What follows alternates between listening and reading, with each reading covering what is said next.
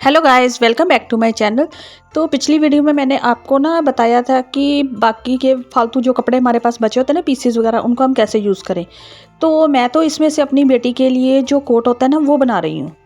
तो आप इससे और भी चाहे कुछ भी बना सकते हैं। तो पिछली वीडियो में मैंने आपको इसकी कटिंग सिखाई थी, तो अब मैं इसकी स्टिचिंग की पूरा प्रोसेस बताने वाली हूँ। और अगर आपको वीडियो अच्छी लगे तो मेरी वीडियो को लाइक, शेयर, हाइप और चैनल को सब्सक्राइब करना ना भूलिएगा।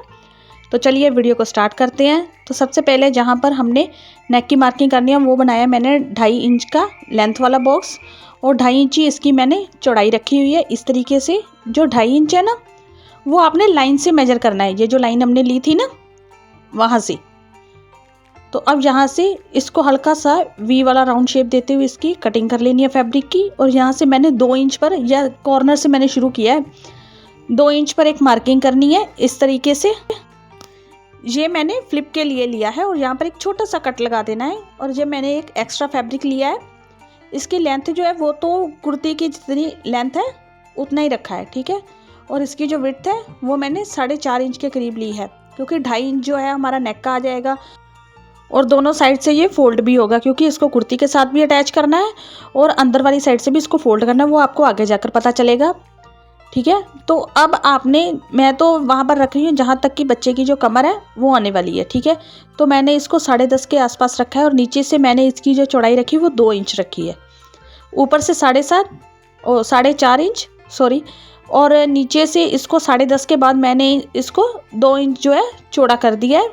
और फिर इसको इसी तरीके से राउंड में हल्का सा कर्व देते हुए कटिंग कर लेनी है।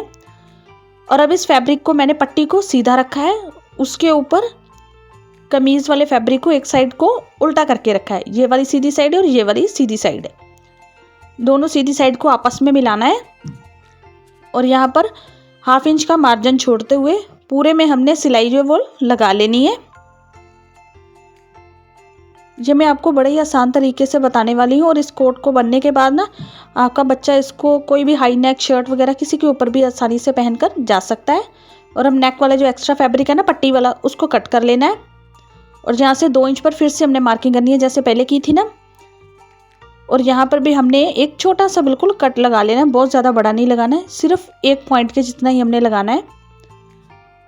और इसको इस तरीके से रख लेना है। और अब मैंने बैक पार्ट को लिया है, और यहाँ से 2.5 इंच पर करते हुए यहाँ से बैक को राउंड कर देना है 1/2 इंच का। और फ्रंट पार्ट की दूसरी साइड को भी मैंने ऐसे ही रेडी कर लिया फ्लिप लगाकर। और अब एक साइड से कुर्ती को, जो बैक वाला पार्ट है, उसको सीधा रखना है। उसके ऊपर एक साइड वाले जो कुर्ती का फ्रंट पार्ट है ना, पैनल को, उसको हमने उल्टा करके रख देना है। और इस तरीके से इनके जो शोल्डर है वो जॉइंट कर देने हैं। दोनों जो पैनल है वो सेम ही रेडी हुए हैं, जैसे मैंने आपको पहले प्रोसेस बताया था। और फिर से दूसरे पैनल को भी बैक पार्ट के ऊपर उल्टा करके रख देना है और इसको स्टिच कर लेना है। और इनके जो शोल्डर है वो जॉइंट हो जाएंगे। अगर आपके पास इंटरलॉक की मशीन है ना, तो आप इसको साथ साथ में इंटरलॉक करते रहिएगा। और अब ये जो यहाँ पर हमारे जो शोल्डर जॉइंट आ रहे हैं ना, वहाँ से हमने इसको प्रॉपर मिला के रखना है। और यहाँ पर ये जो मेरा 2 इंच का कट था, ये वो वाली मार्किंग है। और अब हमने इसका राउंड ले लेना कि ये कितना आ रहा है। तो मेरा आ रहा है 5.5 इंच, ठीक है। तो अब मैंने एक फैब्रिक को डबल फोल्ड किया है और 3 इंच चौड़ा रखा है। और एक मार्किंग मैंने 5.5 इंच पर की है, ऊपर मैंने 6.5 इंच पर की है। और इसको इस तरीके से 1/4 इंच का मार्जिन देते हुए मैंने कटिंग कर ली है सारे फैब्रिक की। और इसको 1/2 इंच इस तरीके से फोल्ड करना है, यहाँ से इस तरीके से। ये आपको लगाने में बहुत ही आसानी हो जाएगी। और अब दूसरी साइड से भी कॉलर को ऐसे ही स्टिच कर लेना है, इस तरीके से। 1/2 इंच फिर से मैंने नीचे से फोल्ड किया है ना उसको, इससे हमें इसको पलटने में काफ़ी ज़्यादा आसानी होगी और स्टिच करने में भी। और अब यहाँ से एक्स्ट्रा फैब्रिक को कट कर देना है, दूसरी साइड से भी ऐसे ही कर देना है।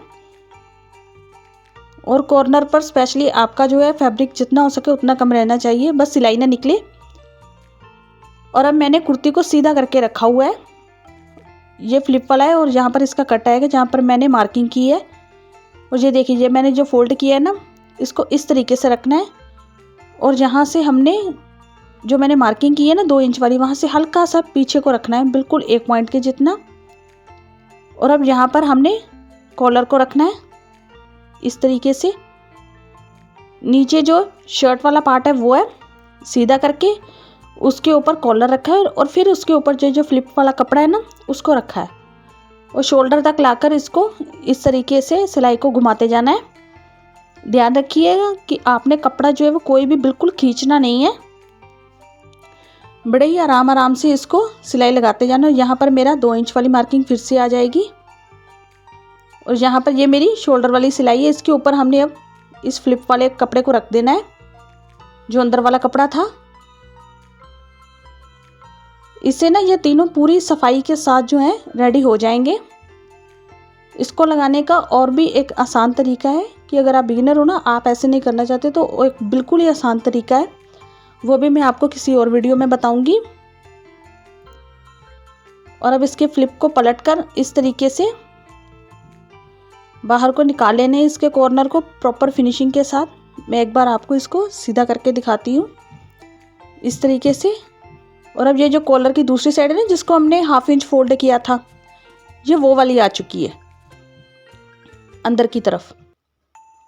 तब इसको अंदर की तरफ फोल्ड करते हुए ना, जितना हमने मार्जिन पहले लिया था उतना मार्जिन लेते हुए इसके ऊपर हमने सिलाई लगानी है। और जितने भी रो एजेस है ना, ये जो जितने भी किनारे निकल रहे हैं, बैक नेक वाला या कोई भी हो रहा है जोड़ वगैरह जो है ना, वो जो यहाँ पर आएंगे ना, उन सबको हमने अंदर की तरफ कर देना है ताकि ये बाहर से प्रॉपर फिनिशिंग वाला लगे। यहाँ पर आप देखकर समझ ही गए होंगे कि ये प्रॉपर जो है सफाई से ये बाहर आ रहा है। थोड़ा सा आपको टाइम लगेगा इसको सेट करने में, लेकिन ये प्रॉपर फिनिशिंग के साथ ही सेट होगा। अब मेरा कॉलर जो है वो अच्छे तरीके से जो है अटैच हो चुका है, और बाहर की साइड सिर्फ एक दे रही है। और अब इस तरीके से इसके दोनों जो है फ्लिप वाले उनको निकाल लेना है। आप चाहे तो किसी नुकीली चीज़ से भी इसको निकाल सकते हैं, अगर आप ऐसे नहीं निकाल पा रहे हैं तो ये मैं आपको हल्का सा सेट करके दिखा रही हूँ कि ये कुछ इस तरीके से इसका लुक जो आया है निकल कर। और अब मैंने आर्म होल को खोल लिया है, इसके ऊपर मैंने स्लीव्स को रखा है, और सेंटर से इस तरीके से मिलाते हुए हमने कुर्ती और स्लीव्स को ज्वाइन कर लेना है 1/2 इंच का मार्जिन देते हुए। तो पूरे में हमने ऐसे ही सिलाई लगा देनी है।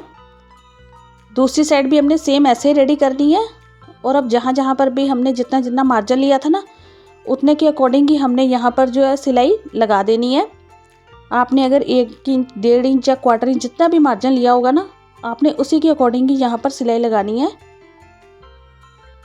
तो सिलाई जो मार्किंग है ना, वो काफ़ी ज़्यादा हल्की पड़ चुकी थी, तो आपको शायद वीडियो में दिखाई नहीं देगी। तो ऐसे ही हमने दूसरी साइड पर भी सिलाई लगा लेनी है और इसको रेडी कर लेना है। और अब दूसरी साइड पर भी सिलाई लग रही है, तो ये जो है प्रॉपर फिटिंग में रेडी हो जाएगा। आप अपने अकॉर्डिंग इसमें थोड़ा इसको अगर लूज चाहते हैं ना, तो थोड़ी ज़्यादा लूजिंग जो है वो ऐड कर सकते हैं। तो अभी मेरे पास अंदर जो मार्जिन है वो भी काफ़ी बड़ा है, आपका भी ऐसा ही रहेगा। अगर आप चाहो तो इसको लूज़ करना चाहो तो वो भी आप कर सकोगे बड़ी ही आसानी से। तो ये देखिए गाइस, ये इस कोट का फाइनल लुक है।